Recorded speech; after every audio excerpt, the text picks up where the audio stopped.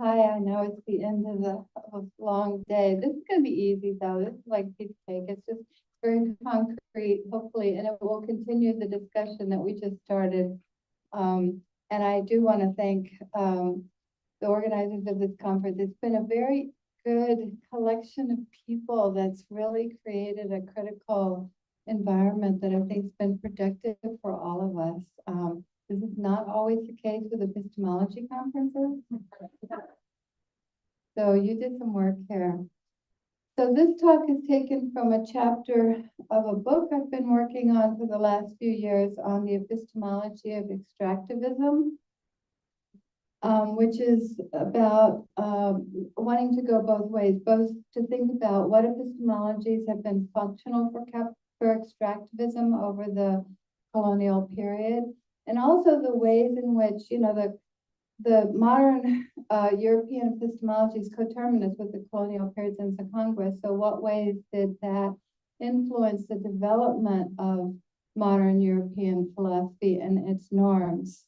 And how can we think our way outside of this box? So this is one chapter because I'm trying to develop my analysis from examples. I have another chapter on ethnobotany, which I'm developing, and this chapter is on museums. And then another one, because I think we really need to look at some case studies here. And I gave this last year as a Spinoza chair in Amsterdam and a few other places. And I'm very glad that Desiree is now working in this area. We need more philosophers in it. So the museum as a form of institution is also almost coterminous with the history of modern European colonialism. And many museums, of course, house objects that were obtained during colonial expeditions, including artistic productions,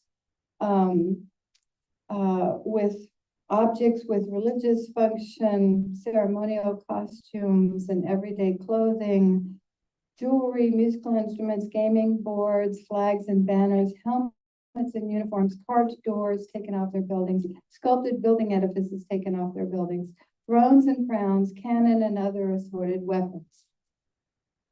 These were looted, gathered, and sometimes bought as they became available in the midst or the aftermath of colonial wars. Hence the title of this talk is Imperial Museums. And this is the map, right? So this is like, they're built to sort of give you this sense. There are different kinds of museums, of course, though even those with exclusively artistic productions have also come in for decolonial critique for the way in which their art was acquired and categorized, and also sometimes for its aesthetic content, such as unreflective portrayals of slaves in the background of bucolic family scenes, or the admiring representations of conquistadors. As we attempt to unravel the West colonial unconscious, we need to look at everything. But my primary interest is in those museums that are sometimes called anthropological or archaeological or natural history museums. Besides the objects I just listed, many such museums, upwards of 1,500 in the United States alone, house human remains, as well as coffins and other funerary objects buried with the dead. In the US, human remains held by museums number in the hundreds of thousands, and such items are on display across the global north. The Museum Vrolijk in Amsterdam estimates that half of its currently owned human remains were collected between 1750 and 1950 during the height of its colonial expansion. Just last year, Austrian museums returned 64 human remains of indigenous New Zealanders, but this return took 70 years of negotiations. So as Philip Deloria recounts, Western societies engaged in what he calls grotesque practices of collecting that included trenching and carving burial mounds, turning cemeteries into displays, and providing curiosities for P.T. Barnum's freak shows.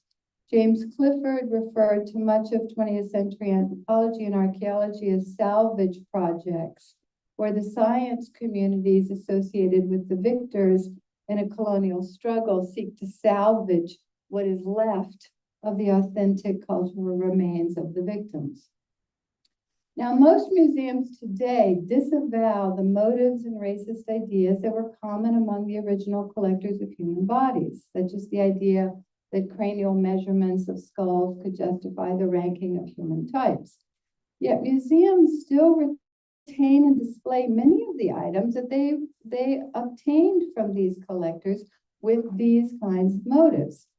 But my focus here is not on the ways in which items came into the possession of museums or how they came into possession of those who sold them or gave them to museums. And, that's certainly a very important topic of moral and political concern, although sometimes I think it's overstressed these days because of the property rights fascination that the West has. But aside from the manner in which the items were collected, I think we need to understand the effect of these displays on the general public, often Western publics living in the nations that promulgated colonialism. The effects are not simply the result of curatorial presentations or of the explanation on the wall plaques, but the decontextualization and recontextualization of objects. To remove an object from a prior location and put it on display is to recontextualize it in a way that confers new meanings. These new meanings carry ideas about rights of ownership. As Philip Deloria, who is a member of the Dakota people, notes, and he's also the son of Vine Deloria, by the way, who was quoted yesterday by Rebecca Tsotsi, and who's a really famous guy from Dallas, indigenous theorist. So Deloria says the most important recontextualization may have centered on the authority of the museum collectors themselves, for the objects constituted them as unique figures of authority. So, as Deloria argues, the presentation of indigenous peoples' remains were slotted into varied scientific discourses that he characterizes as follows. He says, they were natural history, they were like animals, or ethnology and anthropology. They were earlier forms of human social organization. Archaeology, you found them when you start digging, and craniology, skull comparisons, might reveal racial differences in intelligence and capacity. So much is being said about such practices these days, and there's a lot of debate over repatriation, restitution, how to transform museum practices, the need to transform the way we think about the mission of the museums themselves. Now, some of this debate is instigated by museum curators, historians, and archaeologists. There's an internal debate. There's somebody here who works for a museum. There's a lot of internal debate. And there's also been changes instigated by newly empowered publics in the formerly colonized world. My focus is going to be on the question of knowledge and the form of what I call extractivist epistemology at work in museum construction as well as museum defense. As Achille Mbembe wrote, a museum, properly understood, is not a dumping place. It's not a place where we recycle history's waste. It is first and foremost an epistemic space. And this is what I argue requires decolonization. So the question we need to ask is, what kind of knowledge do museums impart to their publics? And what ideas about knowing do such museums impart? Archaeological museums involve a decontextualization and a recontextualization based on an initial extraction that's often involved in a violation. The assumed right to decontextualize is itself imparting a message about both knowledge and knowing, that violence is justified for knowing purposes, that decontextualization out of its original context is actually essential to knowing to allow for a broader perspective, a distance from insider prejudices and assumptions. Decontextualization is presented as helpful to discern the particular meaning and meaningfulness of a given object within the larger expanse of human history.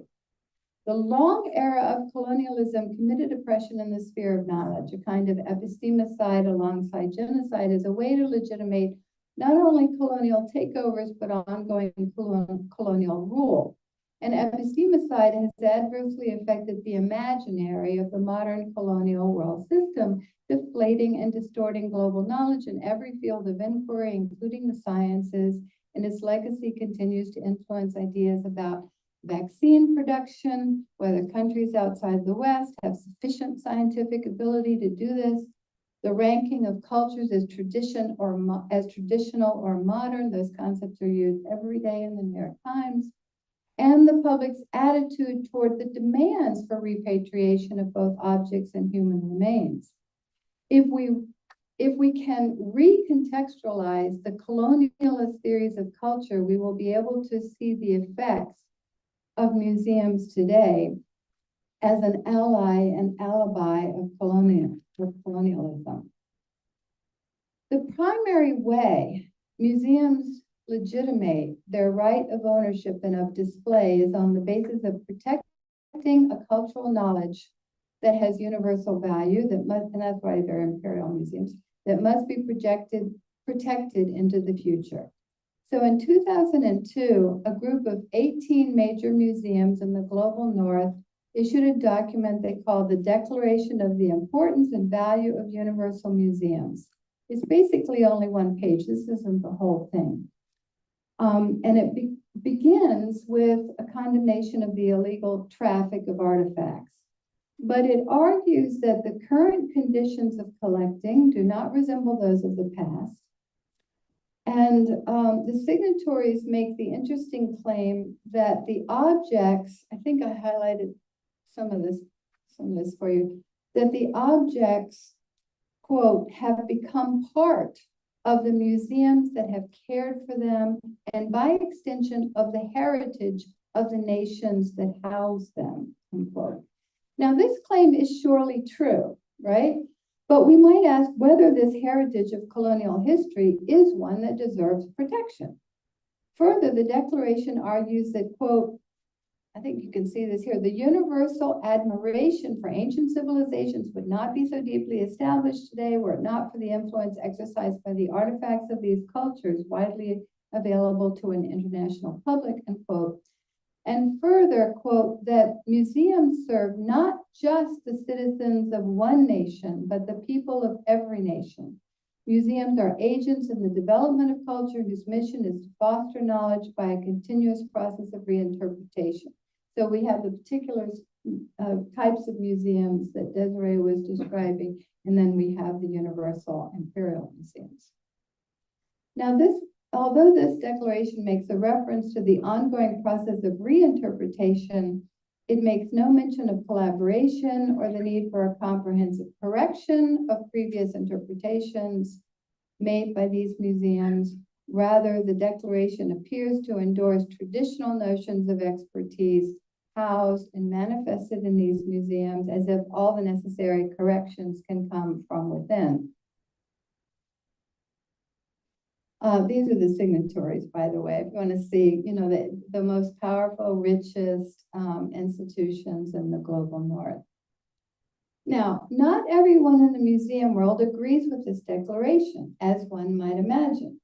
George Obungu, the former director of the National Museums of Kenya, voices a common view that the declaration was made by a, quote, self-appointed group of privileged museums promoting the Western world's dominance and monopoly of interpretation over other people's cultures and colonization, unquote.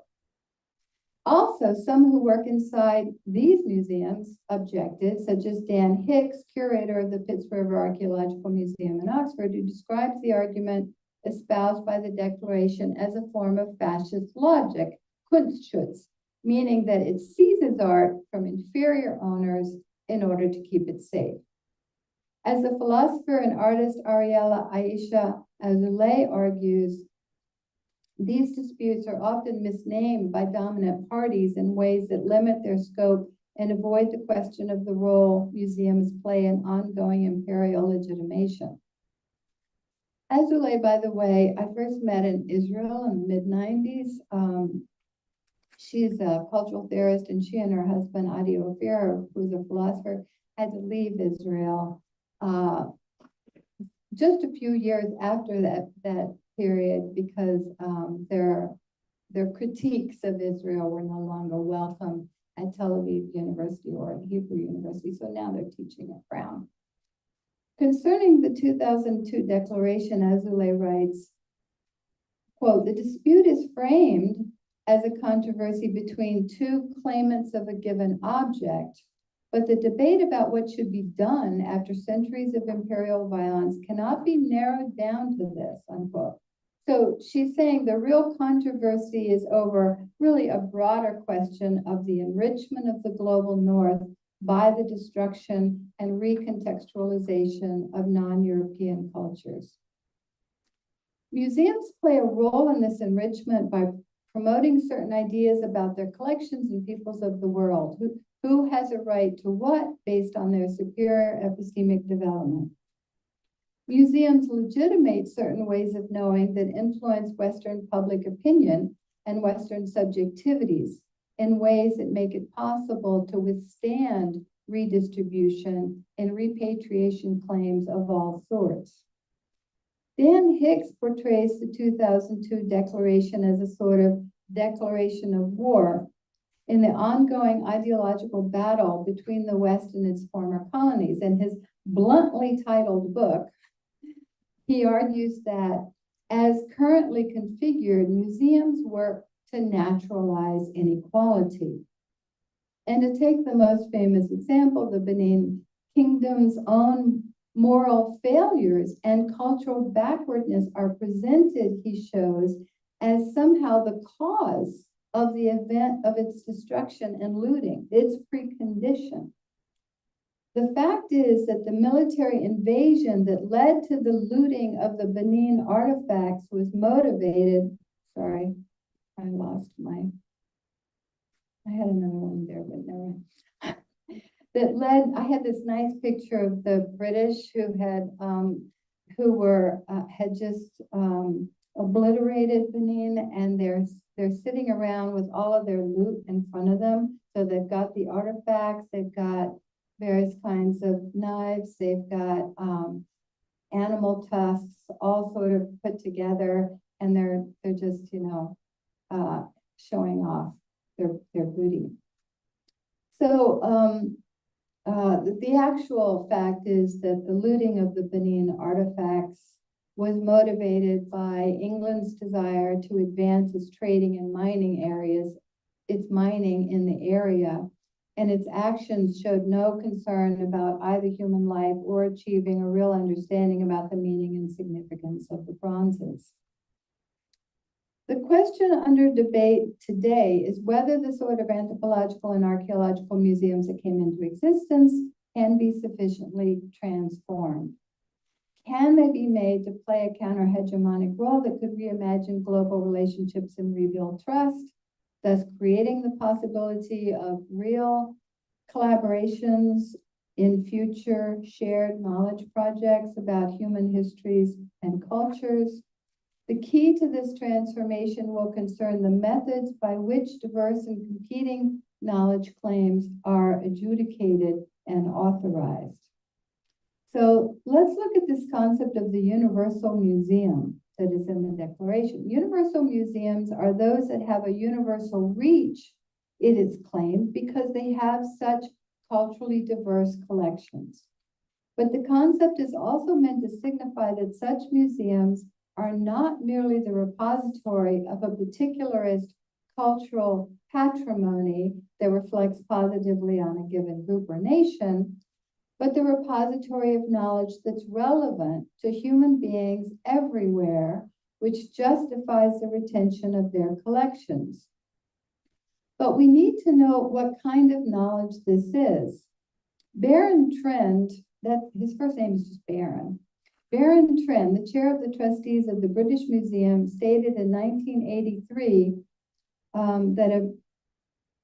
don't have that a universal museum, quote, aims to present an integrated picture of stages in the development of various civilizations of the world and their indebtedness to one another. And its physical integrity comes from that kind of concept of human history, unquote. I remember that because I'm going to return to that.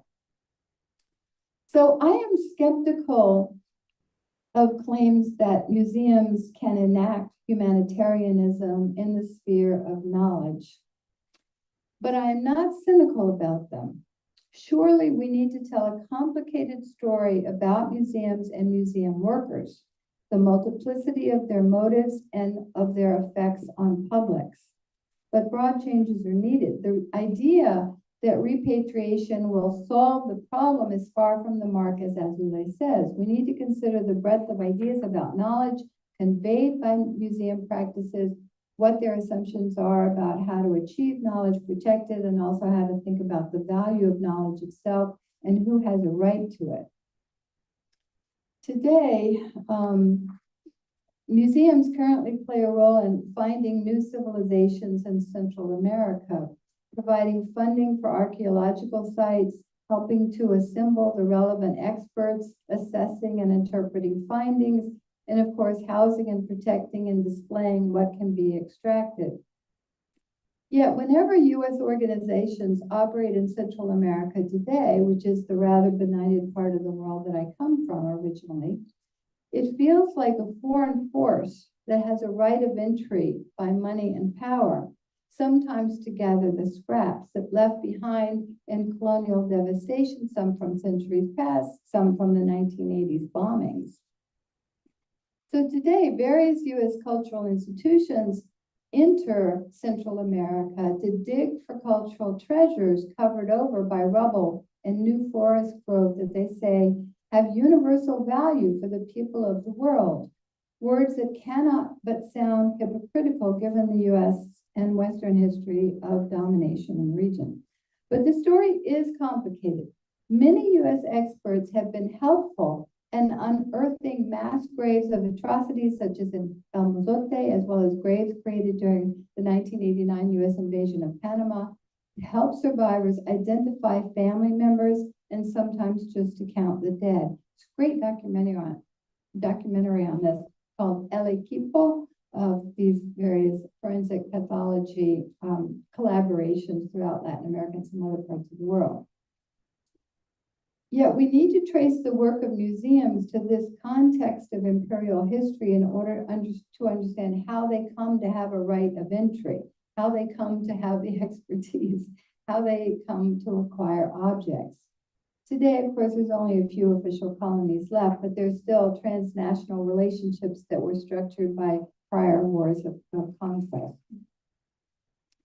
So the idea that museums provide universal knowledge legitimates their right to pursue knowledge.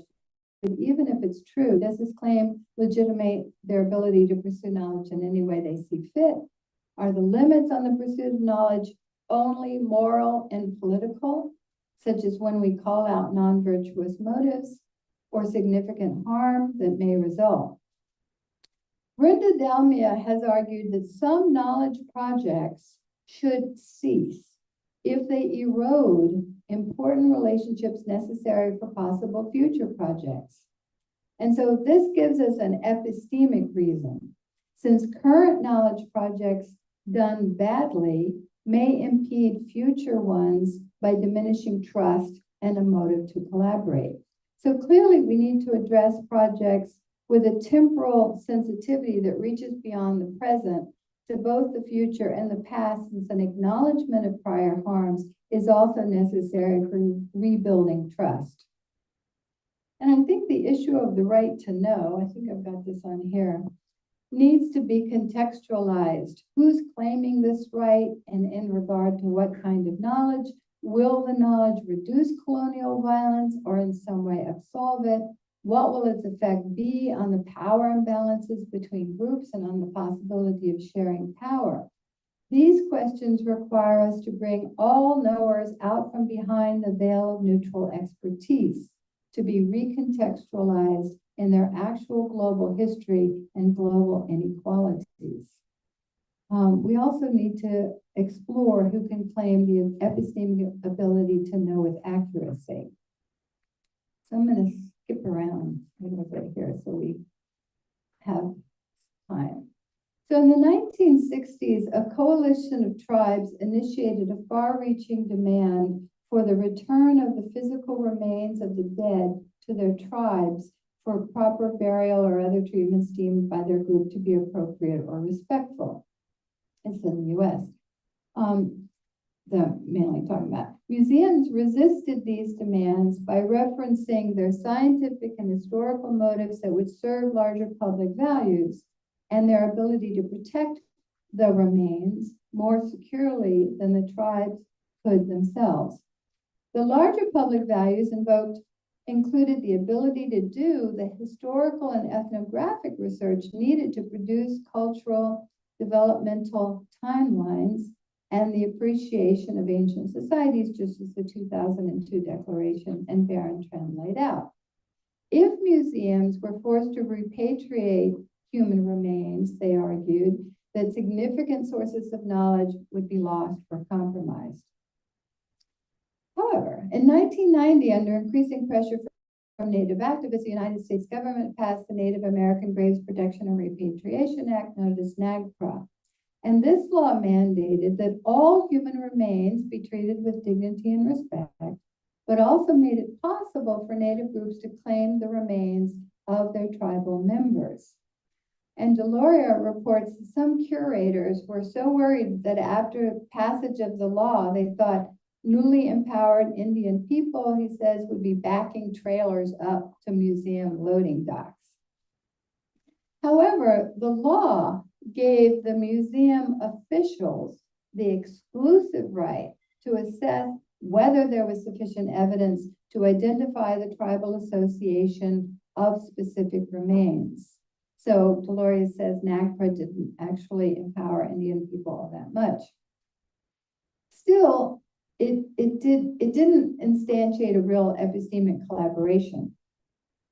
Still, NAGPRA has had a major impact, leading to the return of tens of thousands of human remains in the last 30 years, although currently more than 100,000 continue to be housed in U.S. museums.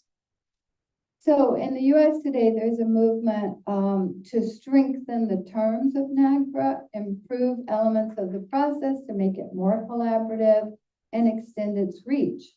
Native groups are now demanding the return of the unaffiliated remains that cannot be identified as having a relation to a specific tribe, asking that these still be removed from museum display cases, even though they're not covered under NAGPRA in its original form.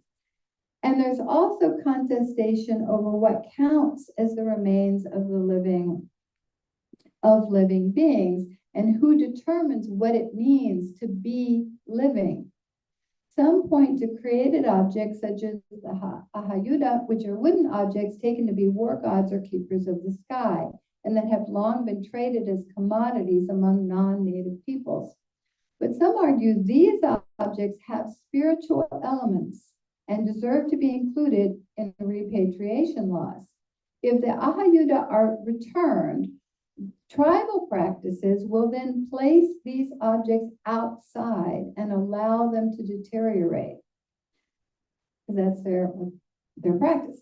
Thus, the struggle is over ontological assumptions about how to conceptualize objects, as well as how to prioritize diverse conceptions of values. And these are conflicts that are not easily adjudicated. In actually existing science, of course, conflicting paradigms often operate simultaneously, sometimes understood to be a temporary transition period until one side wins out, but at other times there's a peaceful coexistence imagined between conflicting theories in which operational goals need not mandate that only one approach must win all the marbles. So the point here is that when we judge these issues in relation to how we imagine science operating, we might well be wrong about what science itself requires. Marisol de la Cadena recounts a highly collaborative project that still demonstrated an epistemic failure.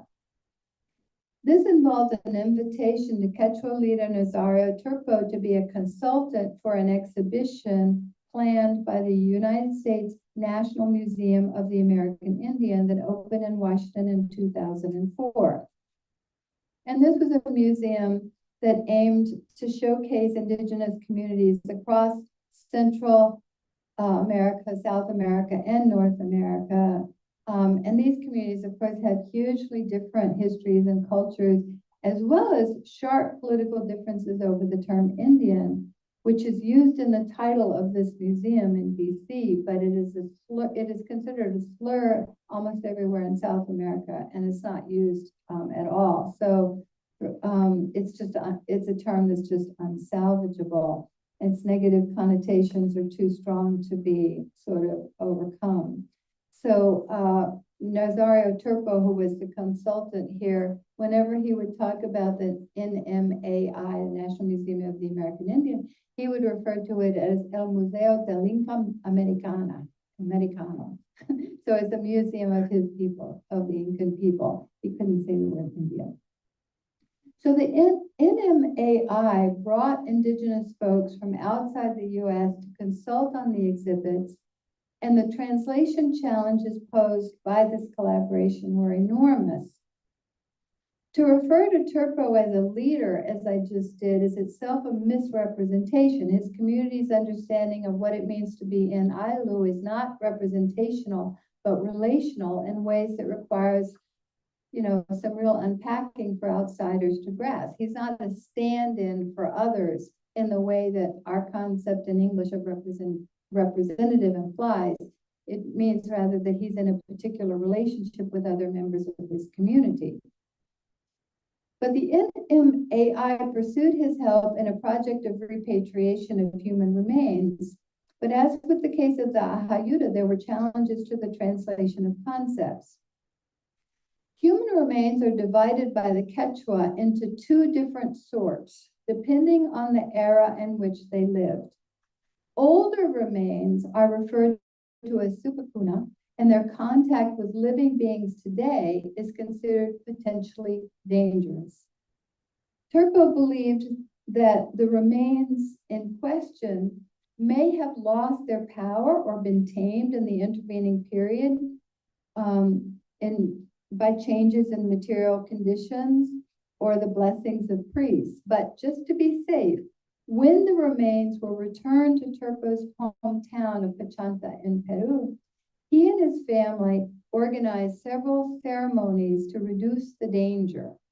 Oblivious to this, the NMAI officials who visited Pachanta for the return, De la Cadena quotes, were thrilled to witness the ceremonies, which they saw as a celebration of the repatriation of the ancestors' remains.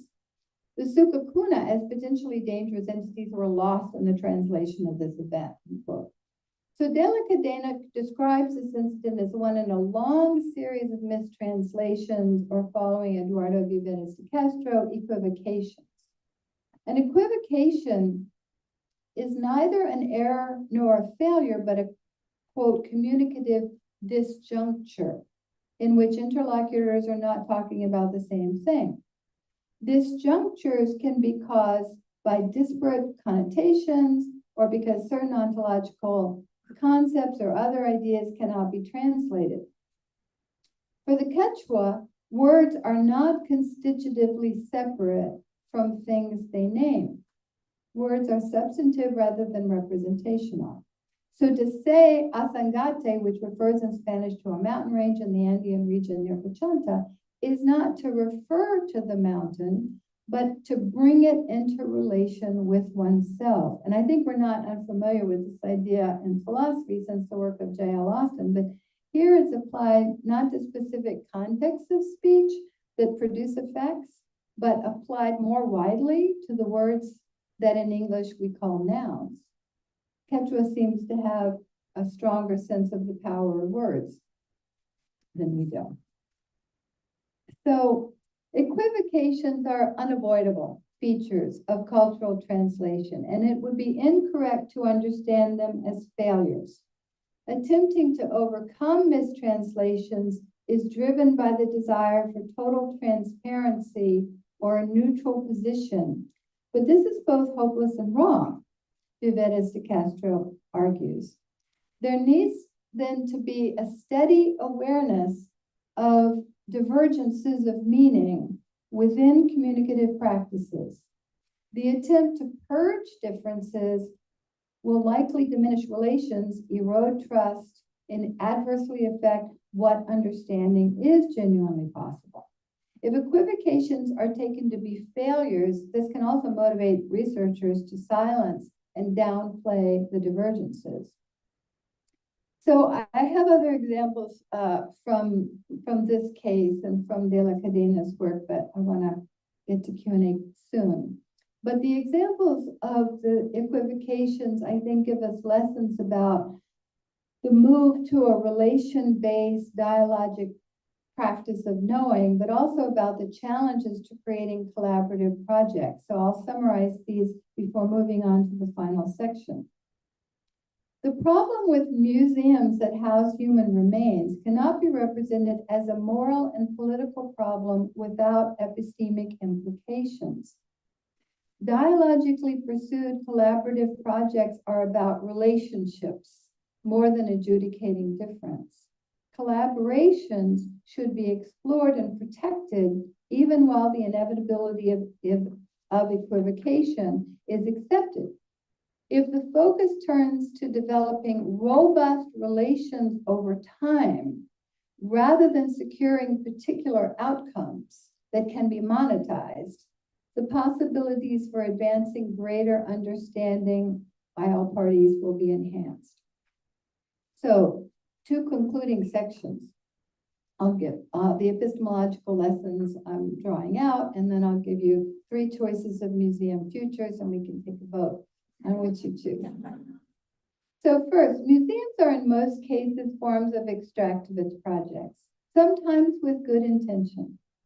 Museum practices around knowledge and interpretation are not developed or enacted in a vacuum, but in institutions that have certain kinds of financial sources, certain kinds of oversight, an attachment to tourism agendas, reliance on existing academic resources and academic squabbles, and today an increasingly volatile political scrutiny that is regularly threatening to withdraw government funding if they're perceived as pursuing a woke agenda.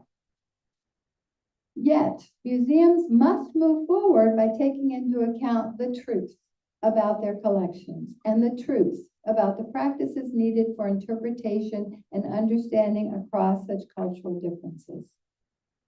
The recent decision to return the Benin bronzes to Nigeria has been upended in the recent year, you may have heard, with the announcement by the Nigerian government that they would not necessarily be placed in a museum after their return, as the Western officials had thought, but returned directly to the royal family from whom they had been stolen.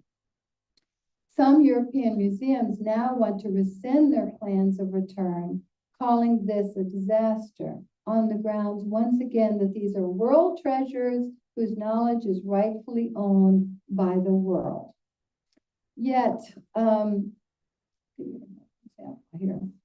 Enoti Agbebor, that's not her, but she's an artist from Benin City, says the artifacts were, quote, made to tell stories, to keep memories, and to hand over all these stories and memories from one generation to another. This is an artist in Benin City who, whose name is up there, and she has never seen the Benin bronzes in person. She makes her art by going to the foundries in which they were made and taking the ash and making art out of that ash because she's never seen them in person. So museums in the global north have recontextualized stolen artifacts into objects of admiration, when in truth they were objects holding information. The same could be said of the quipus of the Inca, which are colored threads knotted in such a way as to convey group histories and agreements, as well as the wampum belts made of shell beads and used by many North American indigenous groups to record treaties and covenants. Stolen objects are continuously misnamed, poorly understood, misinterpreted, resulting in the waste of the knowledge that they do contain, or being yoked to the knowledge projects of colonizers. So the truth is that practices of extracting cultural artifacts and holding them in museums has in some cases augmented the world's knowledge, but has also diminished it, as well as diminishing the ability of some groups to know their own history. We need to change our ways.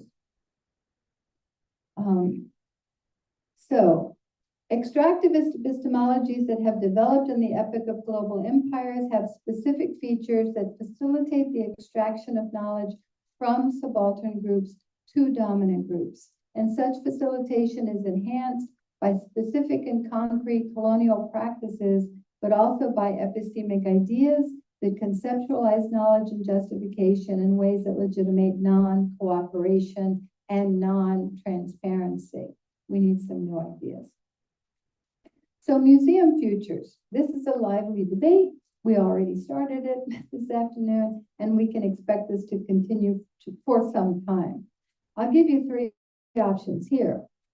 Azoulay calls on museum workers to go on strike, to cease and desist their work, to call out the project of universal knowledge as a sham, to refuse to continue to lend their expertise to imperial projects, and to support the deaccession of all the loot. But she implies a timeline to the strike and a future day when we might do things differently, in which others could engage again in rebuilding their world with the material capital stolen from them. That's the first option. Second, Dan Hicks wants us, first of all, to cease and desist all mythic storytelling about Western collections, their history, and their function in the world. He calls this refusing to defend the indefensible. If museums are weapons, we need to hammer them into plowshares. As I think there are some examples occurring, like the Tropen Museum actually in Amsterdam. Hicks also calls for total restitution until no Western museum has a single artifact that does not belong there. And this is necessary to change the relationships for knowledge making in the future. Museums can then be engaged in new creative and collaborative endeavors.